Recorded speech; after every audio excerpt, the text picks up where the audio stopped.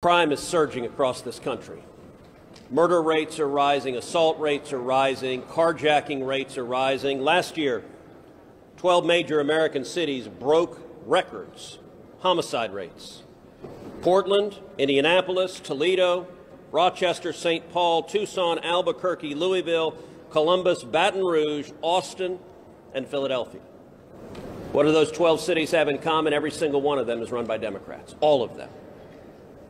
The crime that we are seeing surging across this country is a direct result of Democrats' soft-on-crime policies. I would say we have seen, I'm not going to attribute the reasoning from here. What I will tell you is we have seen an increase in crime over the course of the pandemic. There are a range of reasons for that, and what our focus is on is what we can do to address it. The president has proposed additional funding in the budget to make sure local police departments and cops have the funding they need.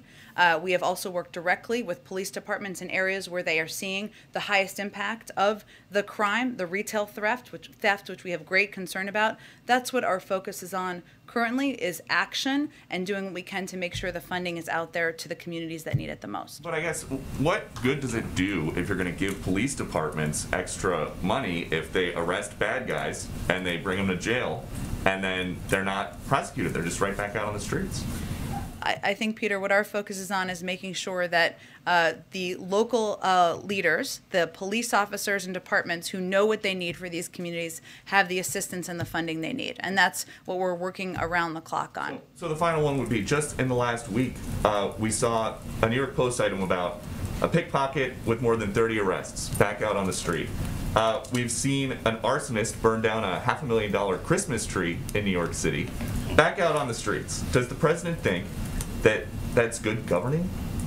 Again, I think I've spoken to the president's concerns about retail theft. If you have specific, and the actions we've taken for specific cases, I would point you to the local police departments or the Department of Justice. Big cities are dealing with smash and grab robberies. A record number of police officers have been shot and killed this year. What is President Biden going to do about all this lawlessness?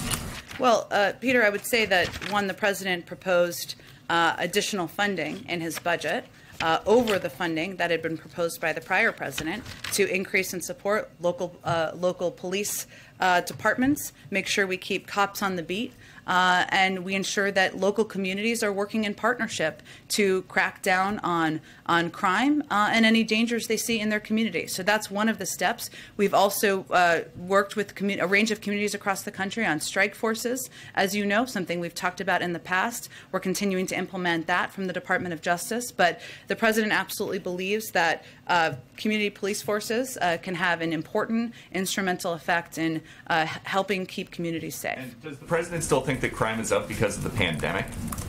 I think many people have conveyed that, and also one of the reasons that one of the root causes of crime in communities is guns and gun violence, and we've seen that statistically around the country. But to your point, so when a huge group of criminals organizes themselves and they want to go loot a store, a CVS, a Nordstrom, a Home Depot, until the shelves are clean, you think that's because of the pandemic?